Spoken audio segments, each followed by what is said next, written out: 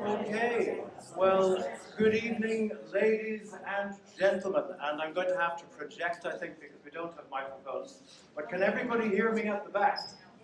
Can everybody hear me in the next room? Hopefully.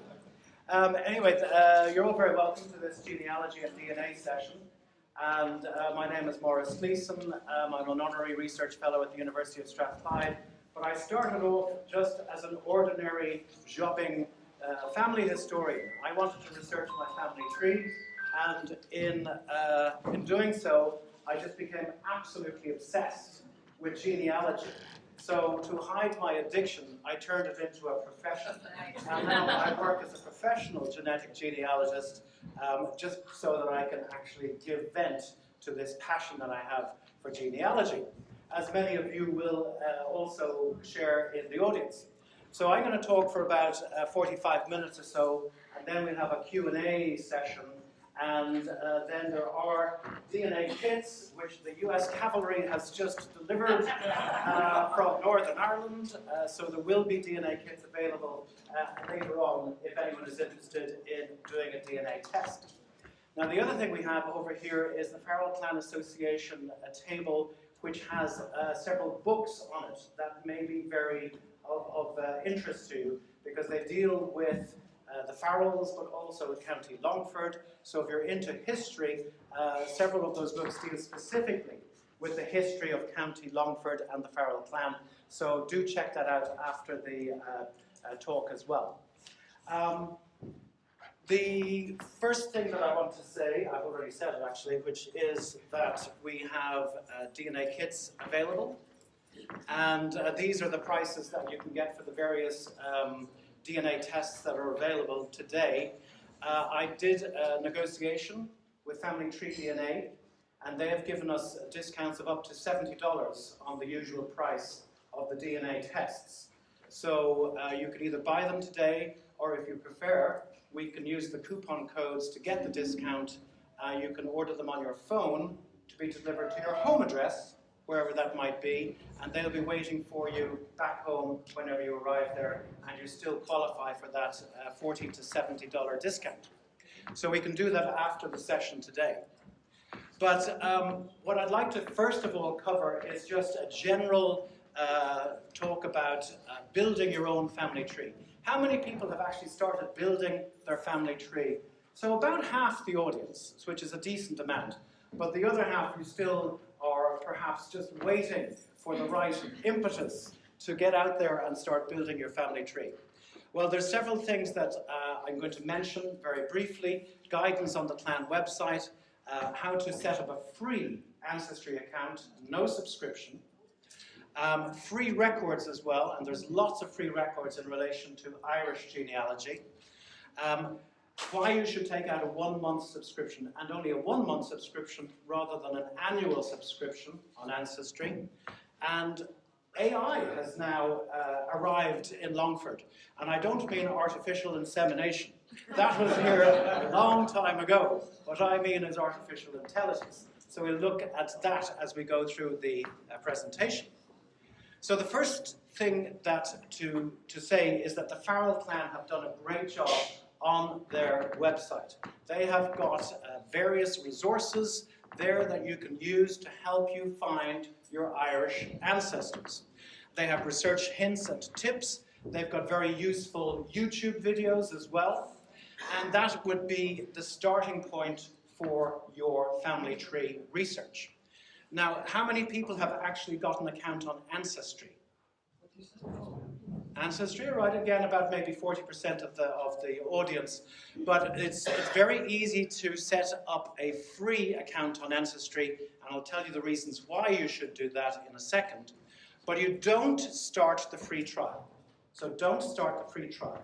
Instead, what you do is you go to the sign up text at the top, click on that sign up, and it means that it will take you to sign up with email.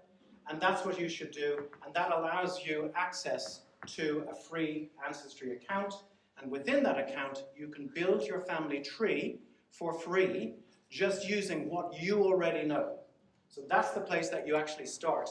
Start with what you know. you click on trees, then create and manage trees, and then create a new tree. And then you start building yourself, your tree, put in yourself, your parents, go back as far as you can go. Ask your cousins, ask your relatives, your aunts, your uncles for information, and just go back as far as you can go. When you start building your tree, it will take you through a long process, and you can skip that entirely by just doing the first few steps, put yourself in, your parents, and then just close the browser, open it again, and there is your family tree. In my case, it'll be the Gleason family tree. I can edit the name to whatever I want it to be. I can make the tree private if I want it to be. So there's a lot of options that you can do when you're building this family tree. And just continue building it back with all the ancestors you're able to know from your own family's knowledge, but also build it out sideways. Because sometimes, in order to get back, you have to go sideways in order to step back. And that's happened to me a few times in my research. I've actually had to leave Ireland, go over to New York, research the New York cousins, and then I was able to step back in Ireland as a result of that research.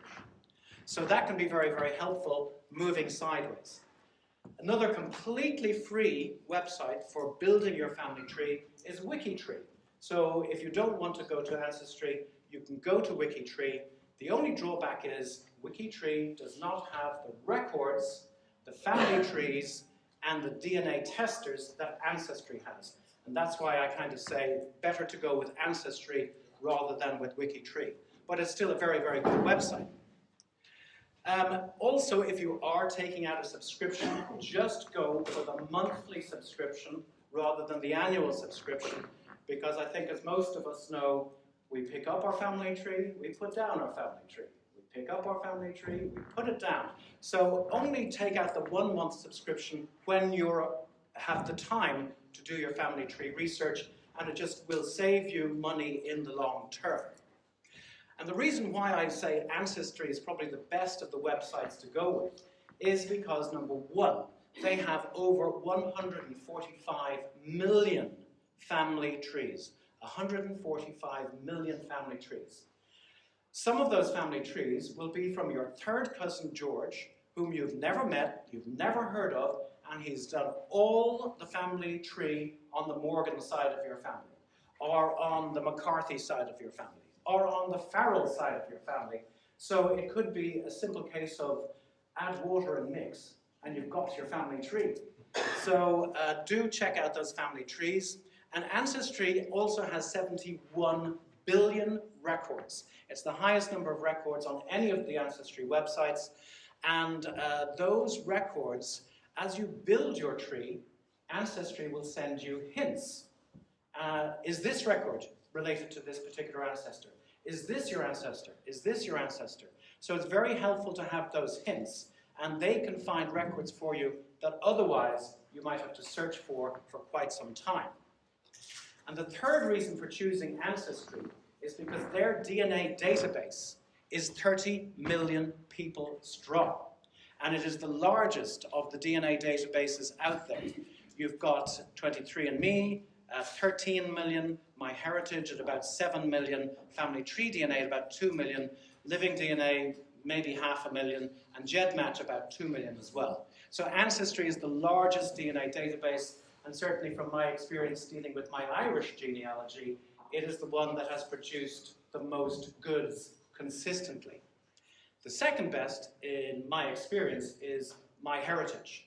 Now, there used to be a time where you could just download a copy of your DNA data file from Ancestry and upload it to the other websites. But nowadays, MyHeritage has stopped that, and you have to test at MyHeritage now. But certainly, what I did was I downloaded my Ancestry DNA data file from Ancestry and uploaded it to MyHeritage, Family Tree DNA, Living DNA, and GEDmatch. So you're getting 5 databases for the price of 1. So it's again another way of saving money. But the other place for resources and for records is the Farrell Clan website. And the Farrell Clan website have put up a resources page that takes you to all of the major sources for records, many of which are freely available online. So many of these websites that you see here are free online, and you just have to go to the Farrell Clan website, click on the resources page, and then click on any of these icons, and it will take you to the relevant website. So that is resources for building your family tree. The other important tool is AI. And AI is simply a Google search, but it analyzes the results for you and it gives you an opinion. So in many ways, it saves you having to troll through hundreds of websites that you get in your research, in your Google search results, and it just kind of summarizes it for you and allows you and gives you an opinion about what you are looking for. So AI really is a very helpful research assistant. You know, you could ask it questions like, my ancestors came from Killeen Boy, where is it? Or you could follow it up with, what church records are available for that parish between 1800 and 1850? So it actually is a really, really useful shortcut to your research. The thing is that it frequently gets things wrong. So do not take the output from AI as gospel. You need to go back, you need to double check, you need to be sure that it is giving you the right information. But it is a very useful research assistant, and I think it's well worth your while getting used to using AI and asking it the difficult questions you don't know the answers to. Questions that you don't even think it might be able to answer. It gives you sometimes a very surprising opinion that makes you think, I never thought of that, that's really useful. So do start using AI, and you can use it for free via Google, just clicking on the AI mode. Now, ultimately, we're all going to hit a brick wall in our research. And in Ireland, that typically happens around the 800 to 1830 time point. How many people in the room have a brick wall at 1800 to 1830? 5. So that's loads and loads of people. And that is just typical for Irish research. Because the records run out. They just run out. They aren't there, they're not available.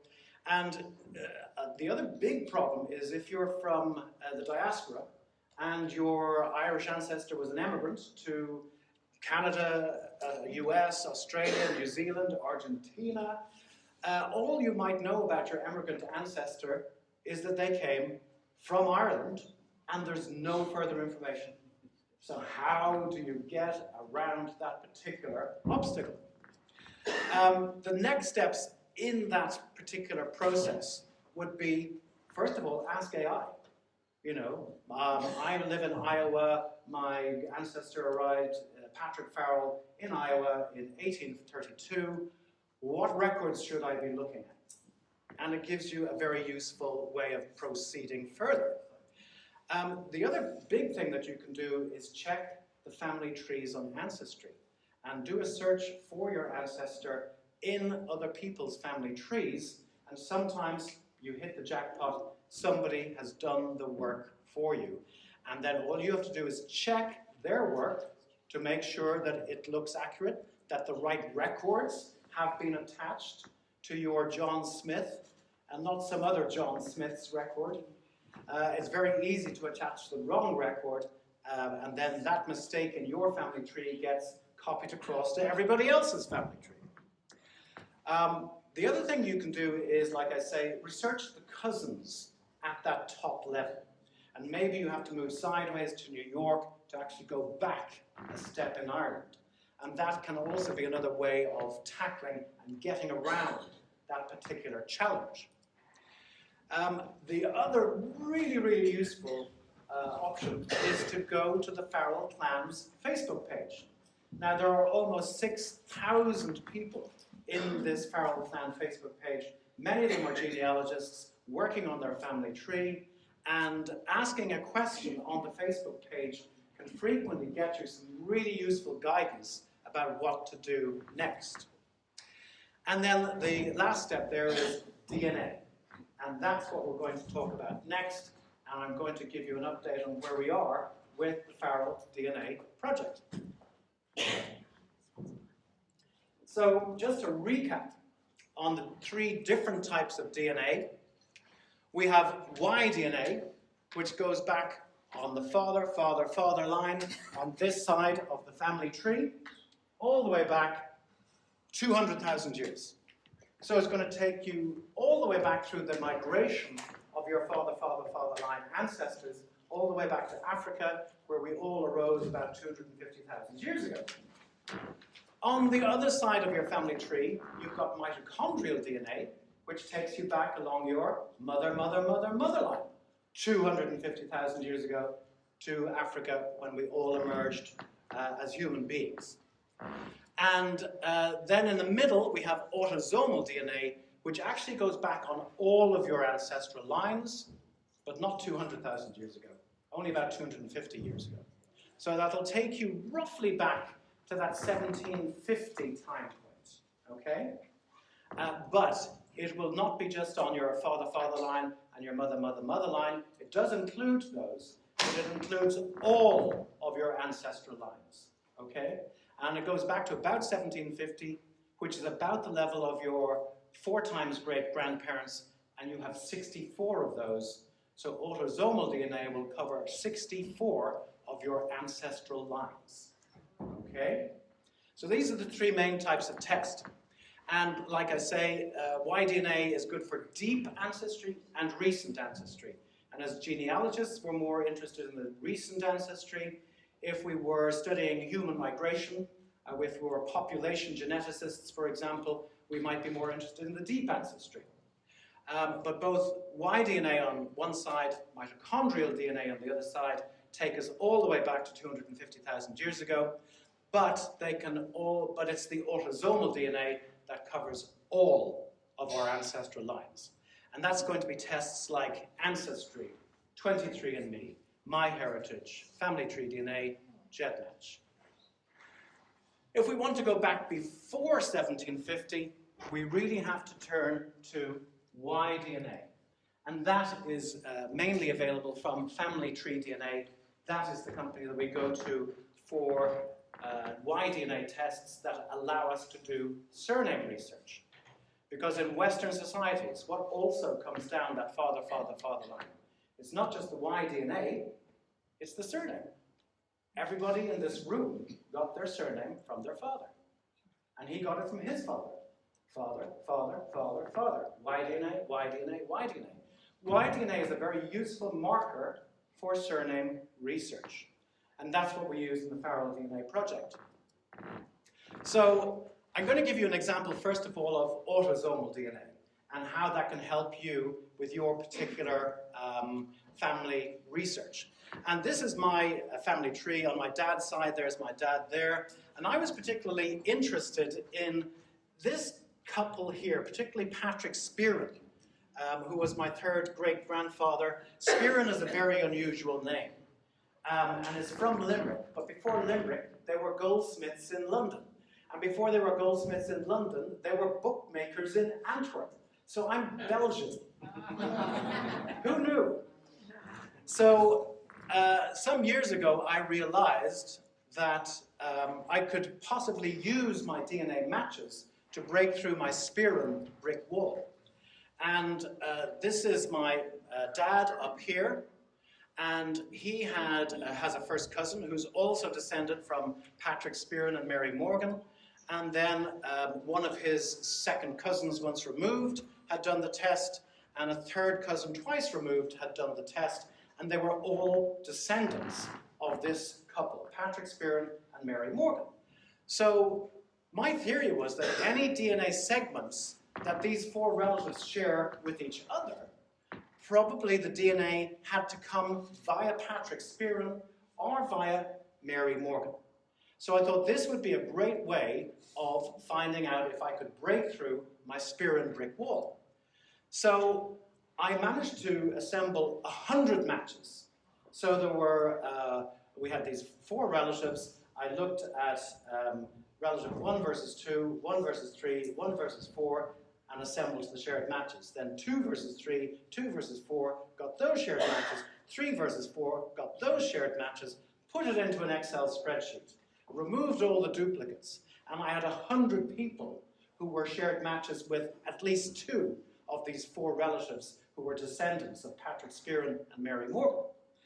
So I wrote 100 emails, 100 individual emails to these people saying, "Dear DNA cousin, you match at least 2 of 4 known descendants of my 3 times great-grandparents, Patrick Spearin or Mary Morgan. And do you have any Spearin ancestors? Do you have any Morgan ancestors?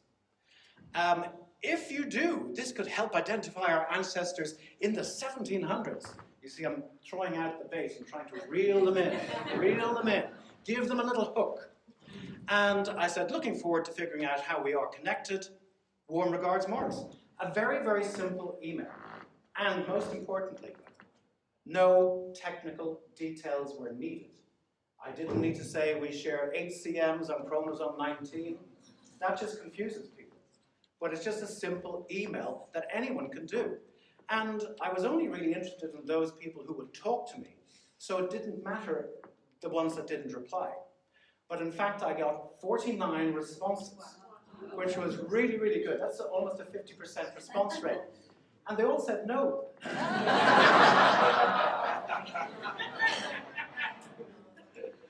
Until I got the 50th response.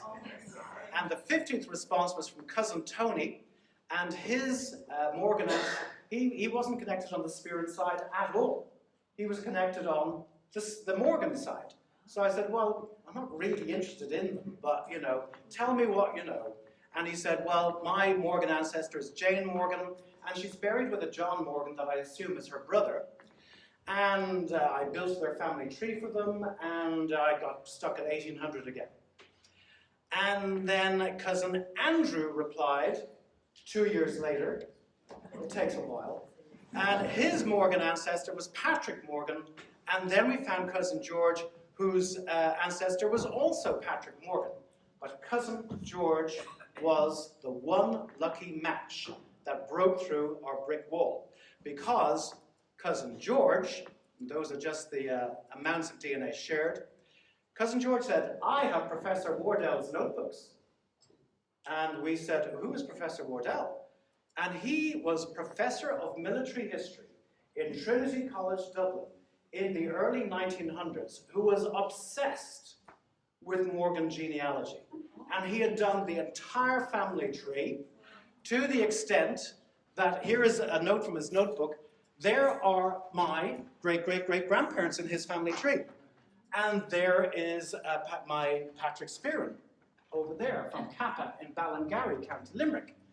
There is cousin Tony's Morgan ancestor. There is cousin Andrew's Morgan ancestor. There is the John Morgan that was on the gravestone. He had every one of us in this family tree. And not only that, he had 7 extra generations of the Morgan family in Limerick. Wow. And that allowed me to add 7 additional generations on my Morgan line and 23 additional ancestors beyond 1800. So I really had won the lottery. I really won the lottery. The big question was, is all of this true? Because in Professor Wardell's notebooks, he hadn't said, I got it from here, I got that from there. He didn't put his sources in, which was quite common at the turn of the century, 1900s. And what I really need to do is I need to find the records that Professor Wardell used and then apply modern standards of genealogical proof to all of these 23 additional ancestors that I was able to add to my tree based on his notes. I'm assuming that because he was a professor of military history, that they're reasonably reliable. But I really do need to find the sources he used and verify it for myself. And that is where we hit a little bit of a problem. Because on the 30th of June, 1922, a massive explosion ripped through the Public Record Office in Dublin in one of the first acts of the Irish Civil War. And in that action, we lost wills, we lost land records, censuses from 1821 to 1851. Your ancestors were in those censuses. So it was a great loss, And of course, many of the records that Professor Wardell used will now have been destroyed. But they have rebuilt some of that archive, because after the explosion, they contacted people and said, many of you have used the Public Record Office, and we know that you are scribbling and transcribing wills. Please, can you send us in copies of your transcriptions? And Professor Wardell sent all his transcriptions in. So we may not have the original records, but we do have transcriptions. And several of Professor Wardell's transcriptions are validated by other people who transcribe the same wills, the same land records, so you can compare several versions of the same transcription. Now, I'll come back to my Farrell ancestor, and here is me at the top, my mother, her mother, and then her mother, Catherine Farrell. So my Farrell ancestor is on the direct female line, mother, mother, mother, mother. And here she is here. There's Catherine Farrell there. That's my brick wall ancestor. Her father may have been James Farrell, but that is speculation at this point. Who may have had a wife called Eleanor. That is speculation at this point.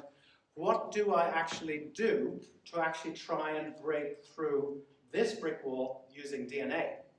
Well, luckily, in the similar fashion to my dad's relatives who all descend from Mary Morgan and Patrick Spearin, and incidentally, my Spearin brick wall is still a brick wall. I haven't made any progress there at all. But there is a cousin who is related to me who is a descendant of Catherine Farrell. So I'm able to look at the matches that we share in common with each other, and I'm able to generate a cluster on Ancestry of all of the matches that we share, myself and my cousin, on the Farrell side.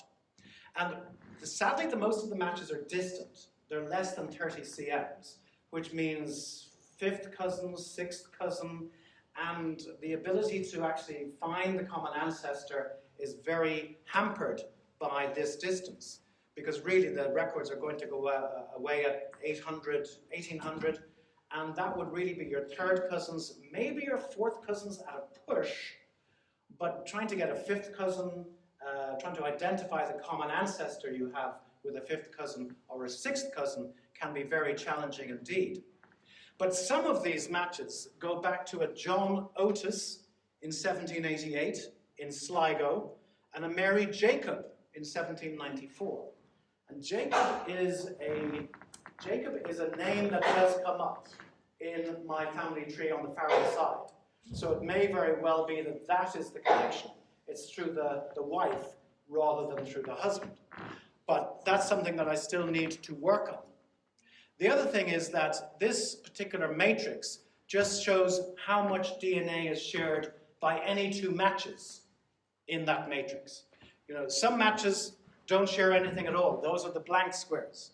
But these squares here, if you hover over them on Ancestry, it tells you exactly how much DNA you share with these people.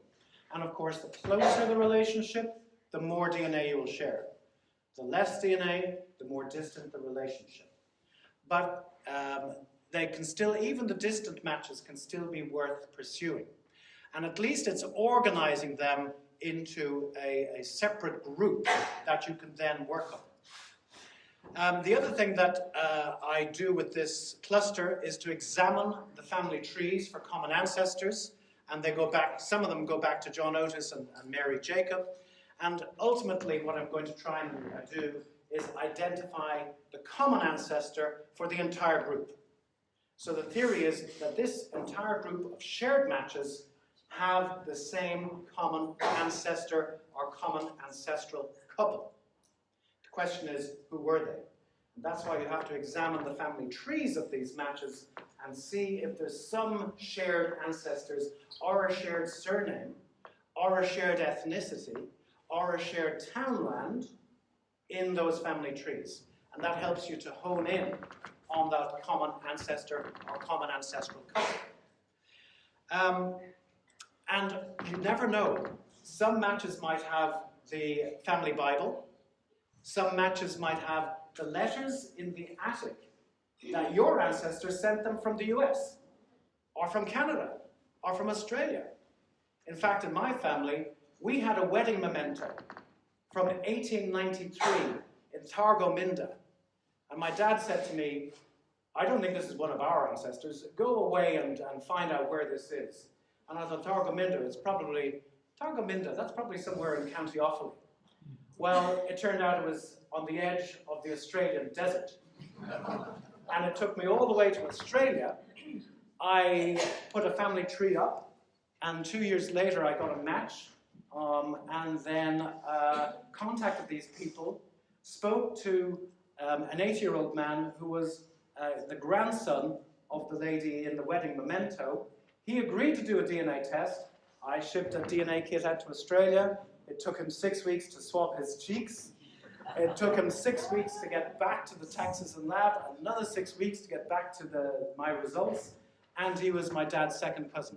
Wow. So we were able to reconnect with Australian relatives because of a wedding memento that my dad didn't think was one of ours, as he said.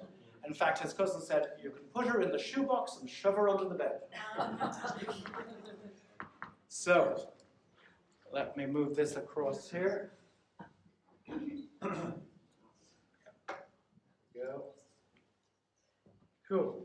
So, look for clues in the family trees of your shared matches that will take you back to the records and allow you to find information in the records that you may have missed previously.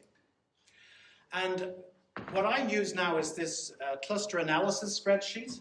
It's just an Excel spreadsheet, but what I do is on the, in each row, you have one of the matches. So we have Amazon 24, Vivian Cleary, Miles Davis, Anne Mack, Beastie 44, Matthew O'Malley. These are all fictitious names, but then I put in their parents, their grandparents, their great-grandparents, and I color code the common ancestors so that you can see that everybody in this particular group seems to be descended from Joseph O'Malley and Lydia Casey. And this is a very nice way of just summarizing a huge amount of data on one page. Keep it simple. Keep it simple. And also you can put data from all of the companies, not just one company, data from all of the companies into this spreadsheet with the lines of ascent to the common ancestor. Put them in red if you're not sure, so you remember to query this particular piece of information. And I also include a shared DNA matrix as well, which is similar to the one you see on Ancestry, except I've put in the actual amounts of DNA shared, which is very, very useful to just have a very quick look to see who shares what with who within the group. The other thing that I put in is the estimated relationship. Some people tested several companies. So this particular one, Miles Davis, he's tested at Ancestry and MyHeritage.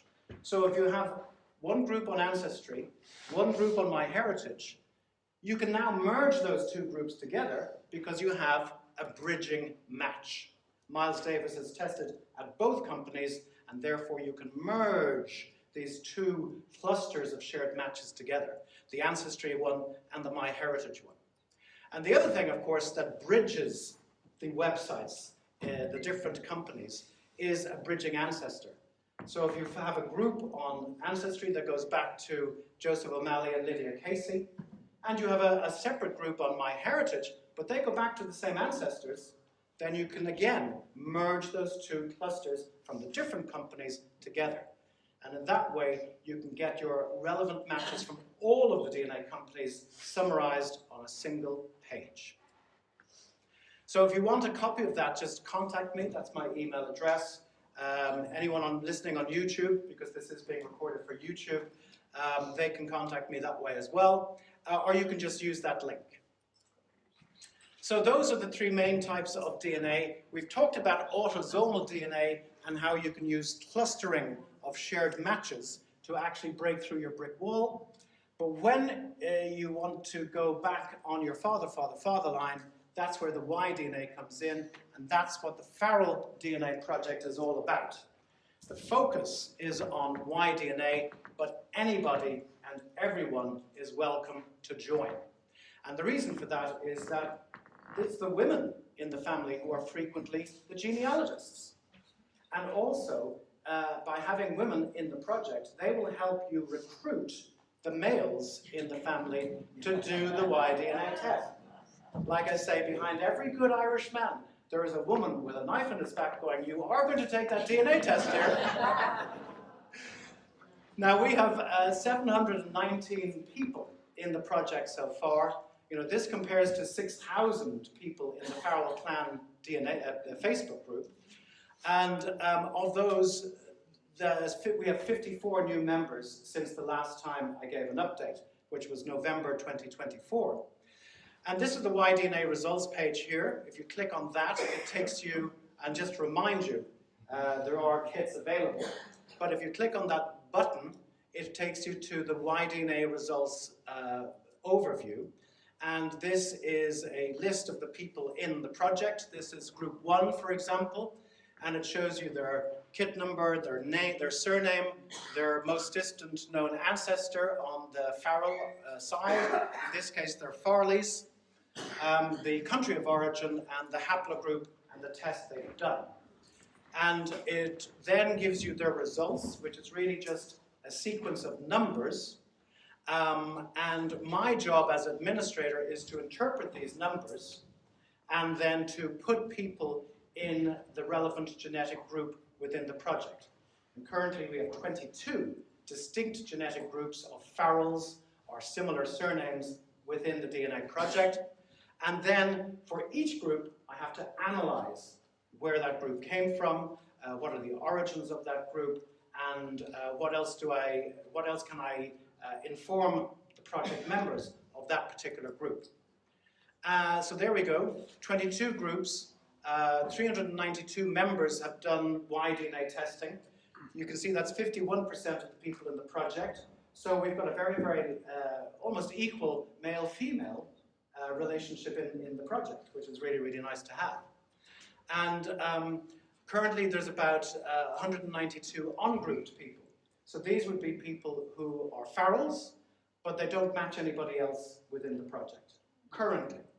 But every now and again, a new person will join the project. They'll be a match to somebody in the on-grouped section, and those two now form a new distinct genetic group, just the two of them, and they'll become group 23. These are the biggest groups in the project. Group 2 has 91, so it's almost a third of the people who are in groups are in group 2. They are from Longford, and these are probably well, in all likelihood, they are the Farrells of Annaly. So if you're in group 2, you're in the Farrells of Annaly. That's where, and that has implications, because you have more ancestors than you imagine, and I'll tell you why. Group 5 is from Cavan or Meath, and they're mainly Farrells probably, or Farrells. And then in group 4 we have the Farrells of Donegal, who are also closely genetically associated with people called Farris, who probably came from Scotland. So the Farrells of Donegal probably came from Scotland. The Farrises arrived in Donegal, and the name, for some reason, became Farrell rather than Farris. Then some of the other groups. But I'm going to talk about group 2 to illustrate this triangular interplay between surnames, which arose from the Irish clans, and I'll talk a bit about the Irish clans, geography, because surnames arose in a particular part of Ireland, and that's where you might find them more heavily concentrated. Even today, after 1,000 years, the heaviest concentration is frequently where they arose. And then DNA. So you've got this triangular interplay between surnames, geography, DNA, and that's not just living people like ourselves here, most of us are alive in this room, but also ancient DNA. So you will have, they are waiting to upload an additional 1,000 ancient DNA samples to family tree DNA.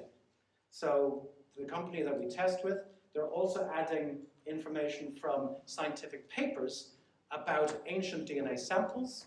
And they have a backlog of 1,000 DNA samples from all around the world that they're adding to the tree of mankind. And that can be very helpful in our research as well, and will become more and more helpful as time goes on.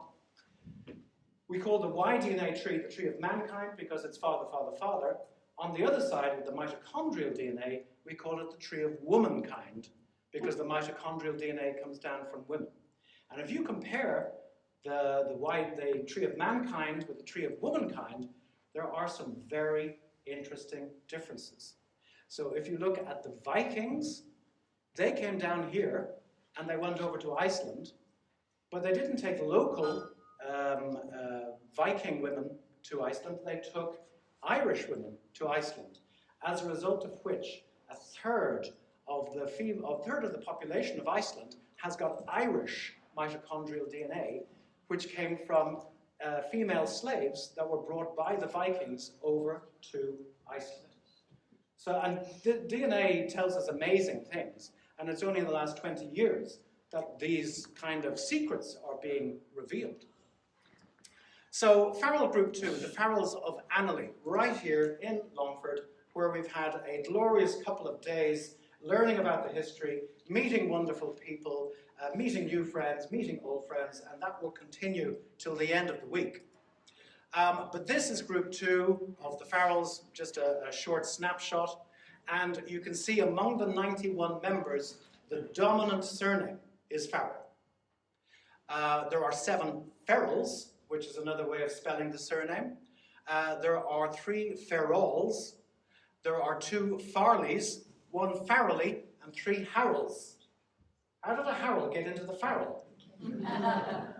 Well, that's a very interesting question, and the reason is that a group of Harrells went over to Virginia, but in Irish, the surname O'Farrell is O'Farrell, and if you aspirate the F, which was common after an O, you add a H, so it becomes not Farrell, but F-H-A-R-R-E-L, or equivalent to that.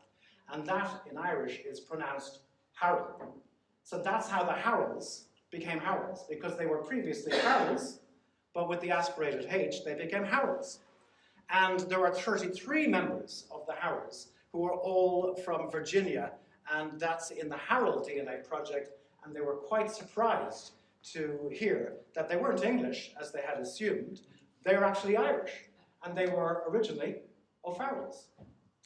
So the highest frequency of the Farrell surname in Ireland, 51 out of 91, because here's the country of origin, and of the 91 people in Group 2, 51 have put Ireland as their ancestral origin.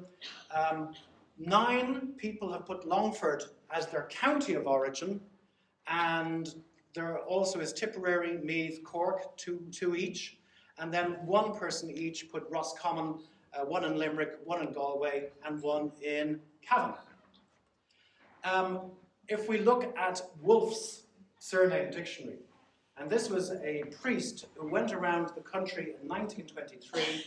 He was very knowledgeable about Irish history. He interviewed people about where surnames came from, and you can see here that the surname O'Farrell or Farrell is the name of several distinct families, of which the best known are the Farrells of Annaly of Longford, of which they were for many centuries the ruling race. And the head of the family resided at the town of Longford, where we are right now. You are sitting in your ancestors' footsteps, if we can say that. And in later times, the O'Farrells divided into 2 great branches. We heard about that on the bus tour this morning. The O'Farrell Bui and the O'Farrell Bawn, otherwise known as Boy and Bane, are yellow and white. Interestingly, there were other Farrells in Wicklow and Tyrone.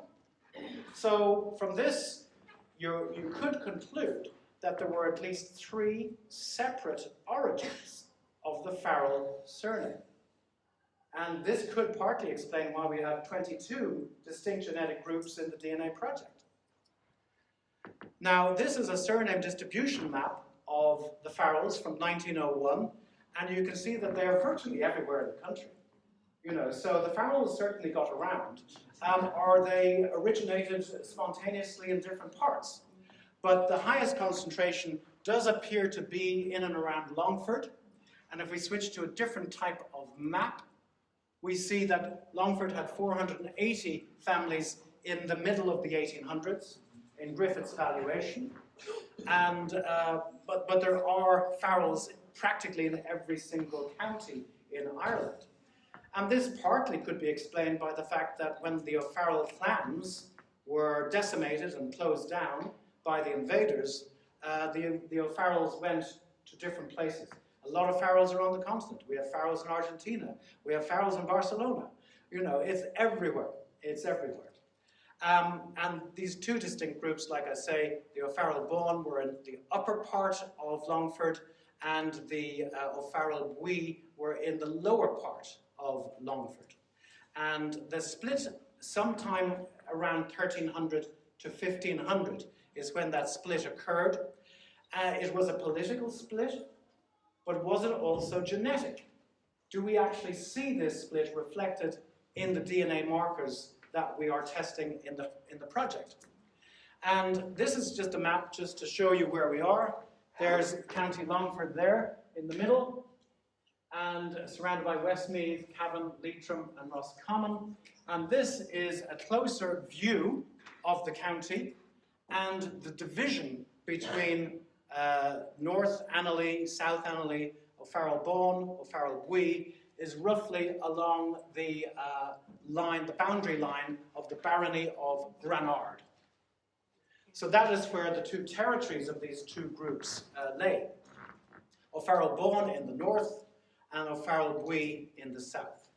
And Granard in the north was the centre for the O'Farrell-Bawn, and Ardagh in the south was the centre for O'Farrell-Bui.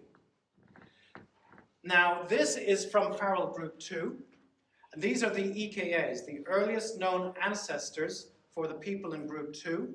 We have 91 of them altogether. 91 in Group 2. 11 have the US as their ancestral origin. 17, they don't know. 8, no data. 2 are from England. 1, Australia. 1, Iceland. I suspect that he pressed the wrong button, and it's actually Ireland.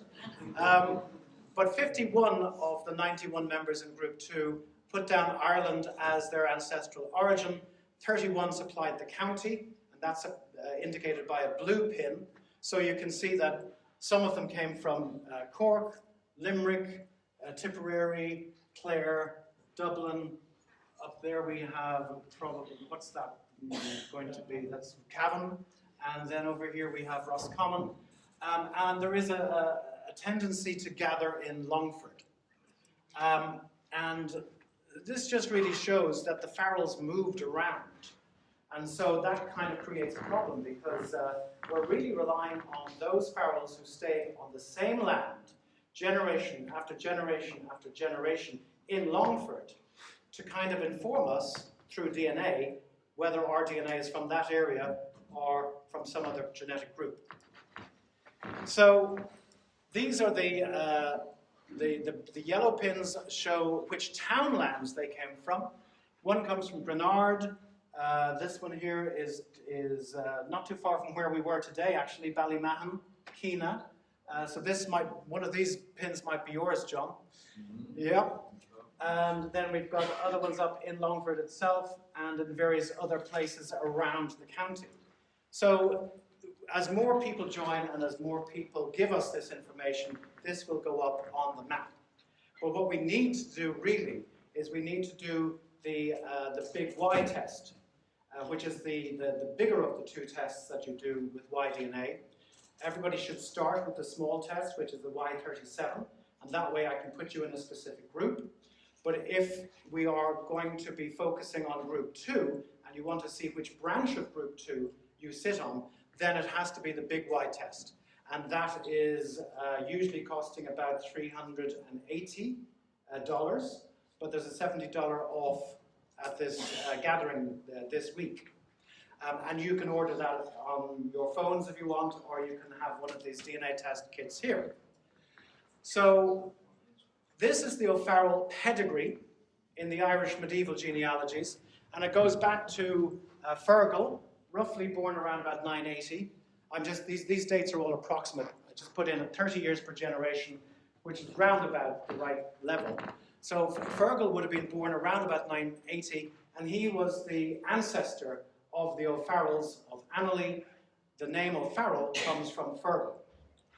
But if you come up several centuries, it goes to Gelasius, otherwise known as Gillen and Nave, and then it splits into O'Farrell Bawn and O'Farrell Bui. So those are the two major divisions of the O'Farrells.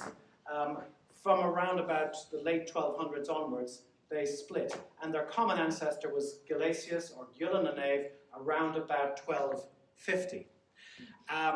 But also, there were O'Farrells from Ballinally, there were Farrells from Rathline, Farrells from Edgeworthstown, Longford, Granard, Maitreya, Caltra and Corlea, Clanhugh. So there were altogether about 10 separate branches of what we could call the royal O'Farrells.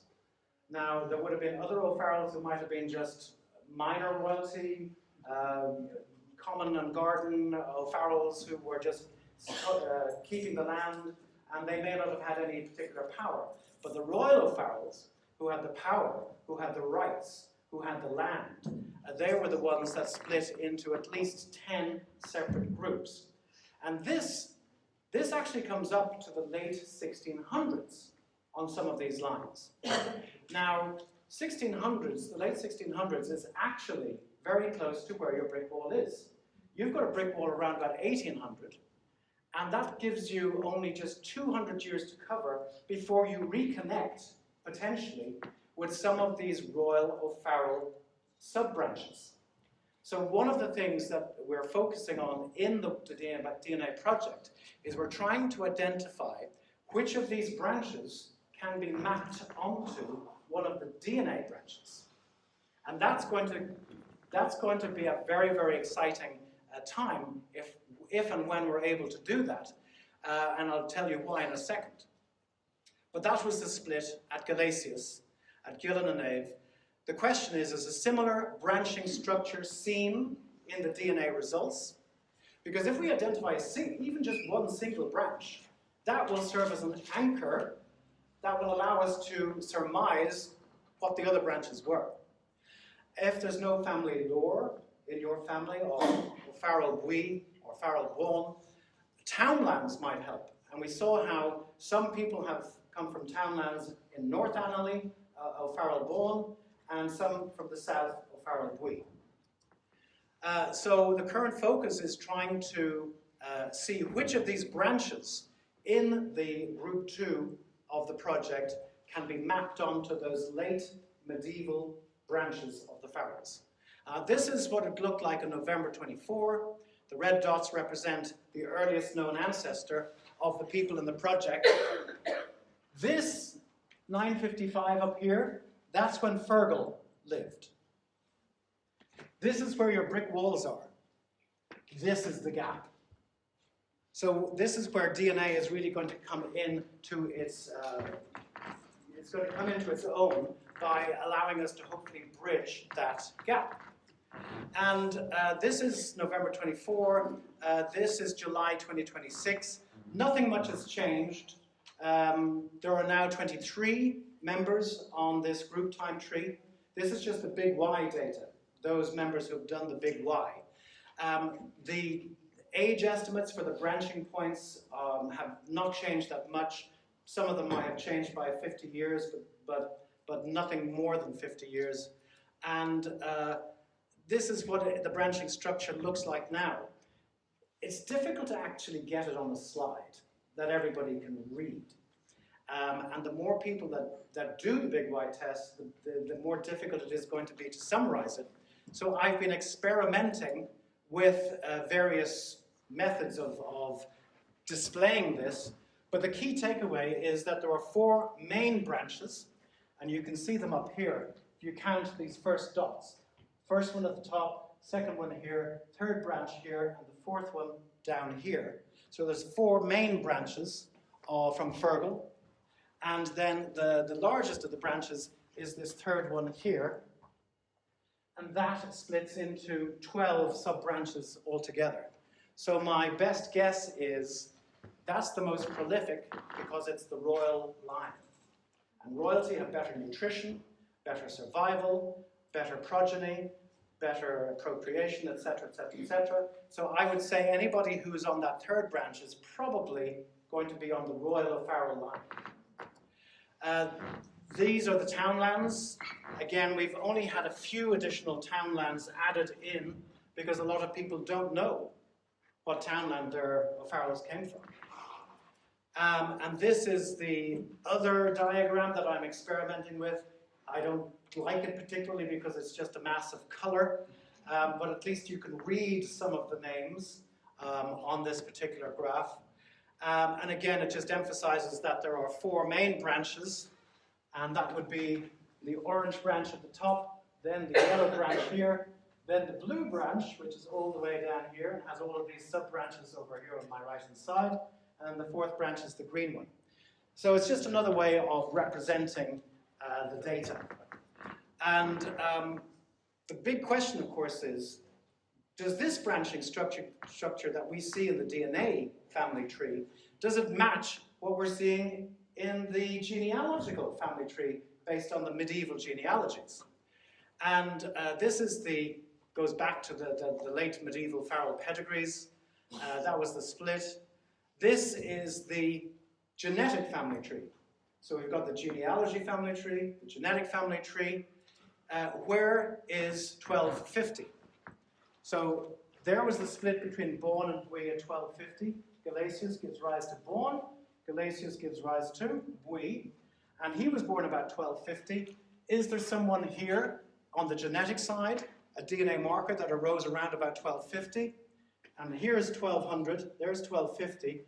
If we go up, this marker here, BY176936, falls exactly around about the right time. So my working theory is this is the DNA marker that was passed on to all his descendants by Galasius, by Gillen and Ave in 1250. And below him are a variety of sub-branches which represent some of those 10 late medieval branches that I showed you in the previous slide, that you see here actually. So that is the current working theory. But the more people that do the Big Y test, the more we're going to get granularity on this particular issue. We'll have a better genetic family tree, and we'll be better able to compare it to those late medieval genealogies, some of which come up to the late 1600s. The other big thing that's been happening recently, and some of you will be aware of this, we've gone back in time before Farrell, the father of the Farrells, just to look at the associated neighboring surnames. Because the medieval genealogies tell us that some of these surnames were surnames like Reynolds, Shanley, Mulvey, and they share a common ancestor with the Farrells who was born about 1860. So some man in 1860 had descendants who became Farrells, had descendants who became Shanleys, Mulveys, Reynolds. And what we did was we built a similar DNA-associated surname tree, and we compared the clan-associated surname tree with the DNA-associated surname tree, and we saw the same branching structure in both trees. All of those surnames sat exactly where you'd expect them to sit, comparing the genealogy tree with the genetic tree, and we simply did this. There's the genealogy tree, there's the genetic tree, superimpose them on each other, and they were an exact match. So this isn't definitive proof, but is strong, supportive evidence that there is no major inconsistency between what we're seeing on the DNA on one side and what we're seeing in the medieval genealogies on the other. They have not been manipulated for socio-political reasons. Some of the genealogies in other parts of the country were. Certainly the O'Malleys inserted themselves into a part of the genealogies that they have no business being in. So it was very interesting to see that this wasn't the case with the O'Farrells. They are related to the Reynolds, the Shanleys, the Mulveys, exactly as we would expect. And this is just a diagram that kind of summarizes that. The genealogical family tree from the medieval genealogies on one side, and then the genetic family tree with a cluster of Farrells, a cluster of Reynolds, a cluster of Shanleys, and a cluster of Mulveys as well on the other side. So that is very important for the Farrells because it also supports that group 2 is in fact the Farrells of Annaly, because they're matching the Shanleys, the Reynolds, and the Mulveys exactly as you would expect. So that was the cast versus DAST comparison, and that all turned out to be consistent. So that is a summary of the triangular interplay between the surnames and the medieval genealogies on one side, geography and surname distribution maps on the other side, and Y-DNA and the wonderful secrets that DNA are revealing to us. But I want to finish by coming back to my own Farrell line. Catherine Farrell, my great-great-grandmother, my mother's mother's mother's mother, I'm stuck there, so what can I do? Well, I can go back to the records. I can say, did I miss anything? Is there anything new in the hints on ancestry or the trees on ancestry? I can trace all living descendants of my own Farrell line, if I can find them, and I think a lot of them just died out. And I can ask them for information, but I can also ask them for DNA. So testing as many of your relatives as possible is going to benefit your own family tree research. So if one of your relatives offers to do the DNA, say absolutely, test an ancestry, and then upload it to the other websites. The second thing I can do is I can use this clustering methodology, getting a cluster of shared matches, and then seeing if there's anybody within that cluster that has a Farrell, and therefore maybe we can find out who that common ancestor is. It on the Farrell line? If it is, if they have a male Farrell in their family, that male Farrell can test as a proxy for my Farrell line. So that would be one way of actually getting around the fact that you cannot get past your female Farrell ancestor. The other thing I can do is go back to the records again. My Farrells came from Kildare, and I can do a mapping exercise of every single Farrell family in Kildare in 1800. And I can trace the living descendants of every single Farrell family in Kildare in 1800 and ask them all, please do a test. And if they match me on ancestry, autosomal DNA, then I can say, okay, is it likely to be the Farrell line? And if it is, then I can ask them for a direct male line Farrell on their side to do the test as a proxy for my Farrell on my side. It's a lot of work, but hours and hours and hours of pleasure.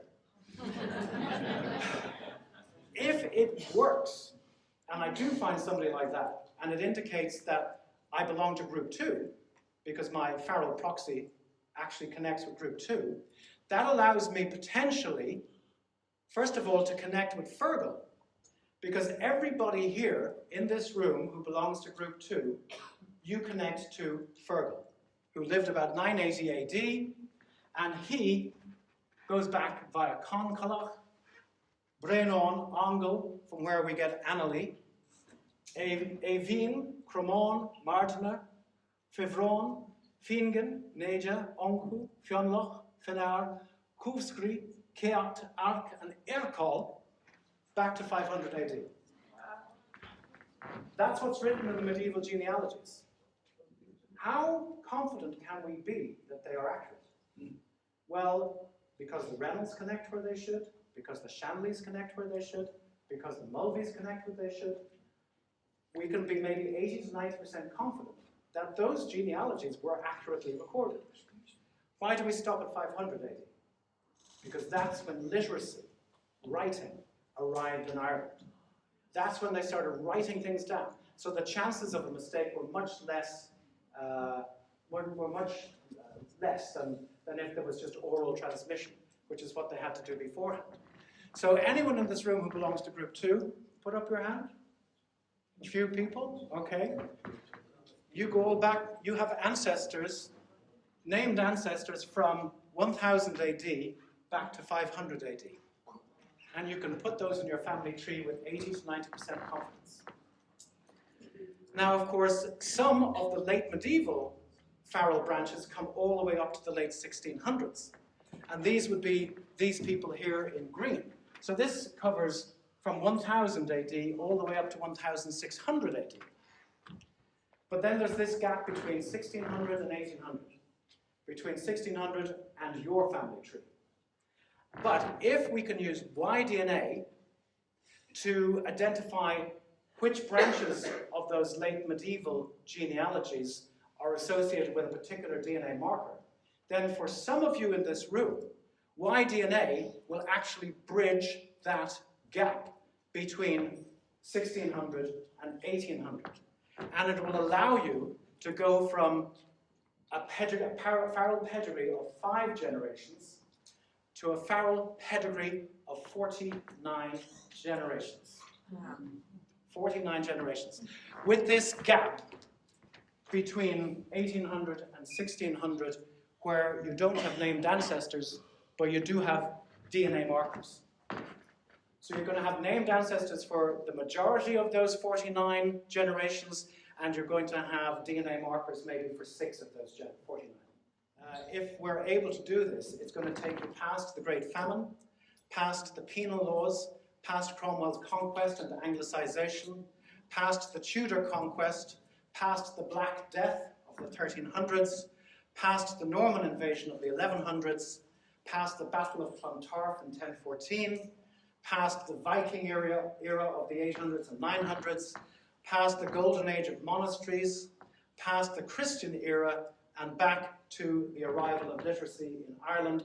And for the majority of all that time, you will have named ancestors that lived through those times. So that was going to root you in Ireland, root you in this land, root you in this people, and root you in the heritage.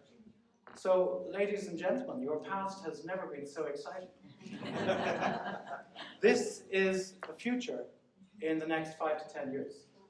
So it's a great time to be a Farrell, and all I have to say is it's been a joy to share this with you, and thank you very much for your kind attention.